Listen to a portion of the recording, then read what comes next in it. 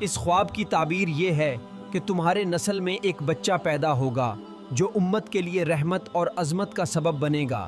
جب بھی ہمارے ہاں بچہ پیدا ہوتا ہے ہم اسے دیہات کی دائیوں کے حوالے کرتے ہیں تاکہ وہ مضبوط ہو جائے اور خالص عربی۔ السلام علیکم ورحمۃ اللہ وبرکاتہ۔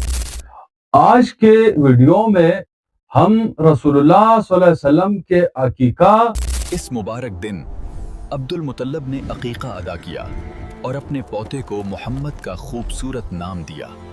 جب حلیمہ سعدیہ نے انہیں اپنی گلد میں لیا تو برکتیں نازل ہونا شروع ہو گئیں۔ ولادت کے 7ویں روز عبد المطلب نے آپ صلی اللہ علیہ وسلم کا عقیقہ کیا اور اس تقریب میں قریش کے تمام لوگوں کو دعوت دی اور محمد آپ صلی اللہ علیہ وسلم کا نام رکھا۔ قریش نے حضرت عبد المطلب سے کہا، عبد المطلب، آپ نے اپنے پوتے کا نام محمد کیوں رکھا؟ ہم نے تو کبھی اپنی قوم میں یہ نام نہیں سنا۔ عبد المطلب نے جواب دیا، یہ اس لیے یہ نام رکھا تاکہ اللہ تعالیٰ آسمانوں میں اور اللہ کی مخلوق زمین میں اس مولود کی حمد و ثنا کرے۔